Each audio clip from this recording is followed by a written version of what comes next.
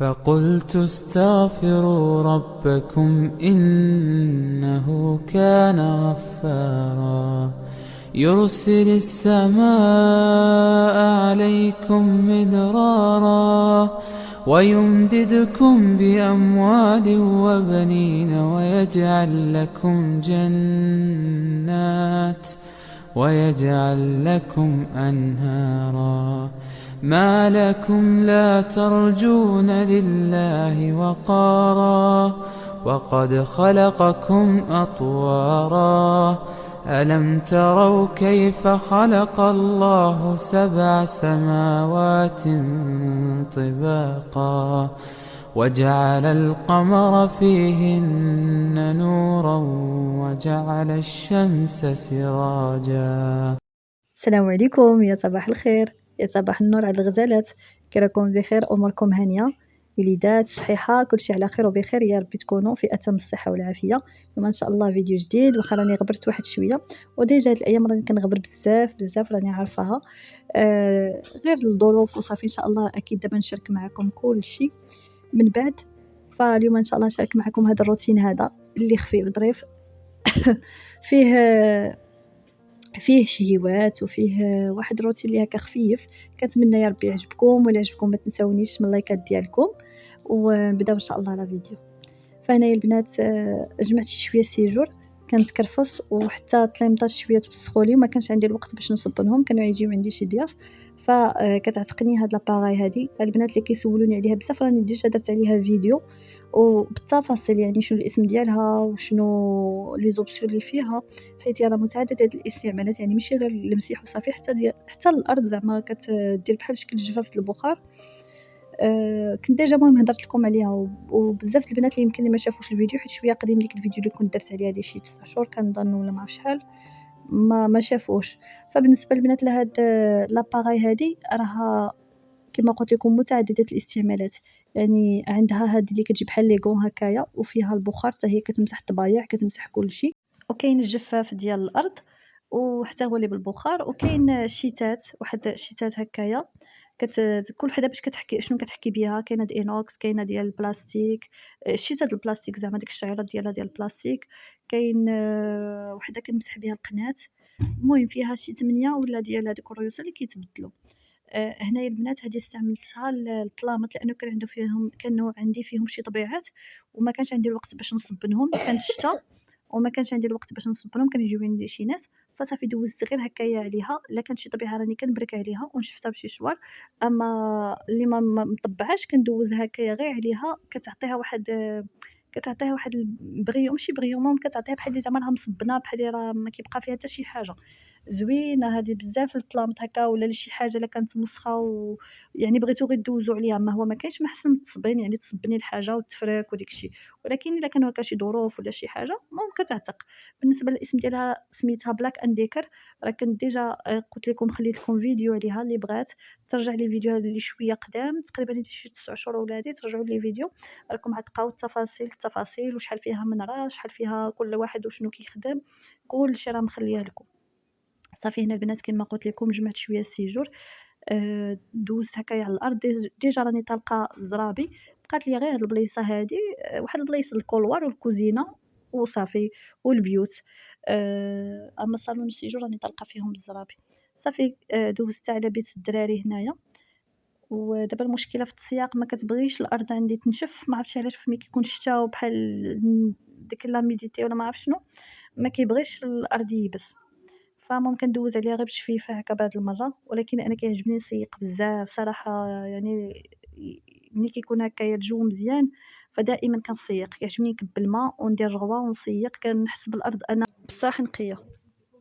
حتى هادي البنات ديال البخار راه كتنقي الأرض، غير أنا كنفضل صراحة التسياق، كنفضل التسياق على كلشي. ولكن بعض المرة كيما قلت لكم هكا، إلا كان الجو ماشي تالتم ولا، المهم كتجي عملية.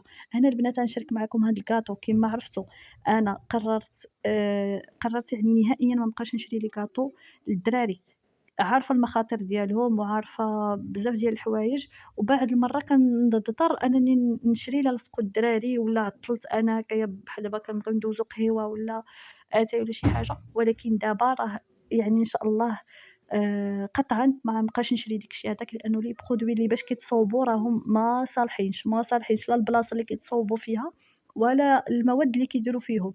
الا بغيتو تبحثوا البنات راه تبحثوا على هادشي، راه يعني على المواد اللي كتستعملوا راه ما صالحينش. ديك البيمويات اللي كنشريو داكشي هذاك راه ما صالحش لوليداتنا.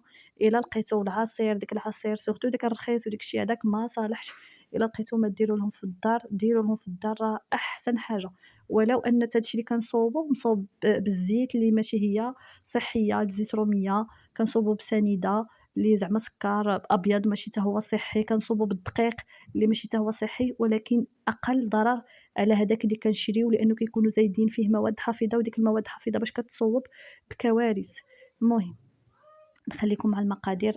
راكم شفتوا الصور هنا البنات غنديروا هذاك الفقاس اللي وريتكم كيجيب بجوج الالوان، كيجيب الكاكاو كيجيب بالعجينه بيضاء.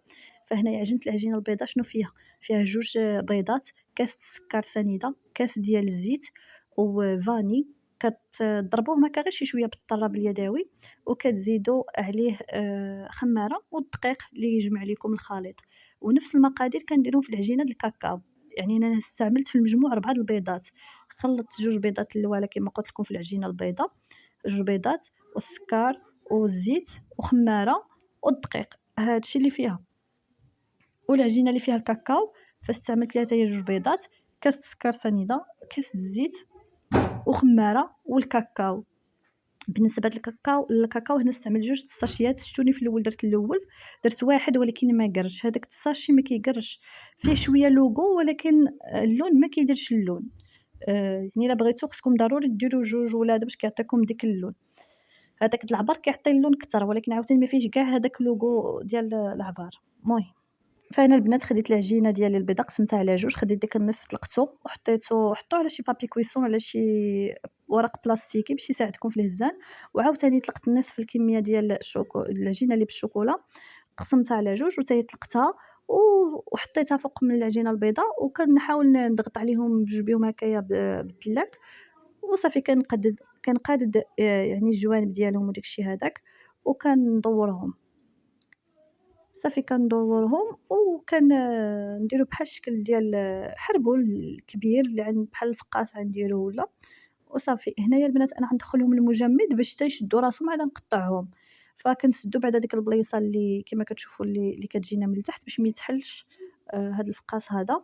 ها نتوما ديك الجنيبات انا خليتهم هكاك، انا دايراهم غير الوليدات. نتوما اللي بغيتو تقطعوهم باش يجيكم داكشي مقادد قطعوهم وعاودوا العجينه. يعني كتجيكم بحال الشكل ديال المغبغي. الا تخلطات هكاك قطعوا حتى شكل فقاس ولا شي حاجه، يعني واخا تبقى لكم العجينه ما كتوليو تقطعوها كتجي زوينه.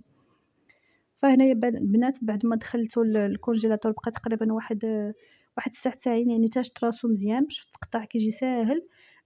كنقطعو هكايا السمك اللي بغيتو. انا ما قطعتو ما رقيق ما غليظ.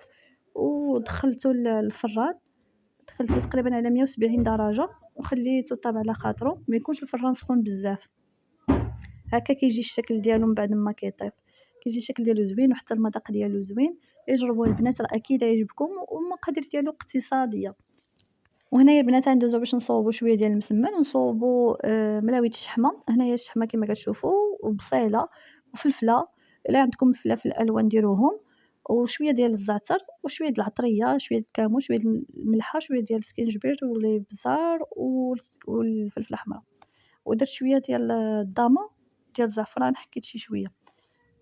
صافي غنخليها ديك الشرموله، يعني ما كنطيبها ما والو، خليها تقطر من ديك الماء ديالها. وكنجيبو شويه ديال الفلفله الحمراء كنخلطوه مع الزيت، كنخليو هذيك قبل ما نبداو نيجيو نعجنوا العجينه ديالنا.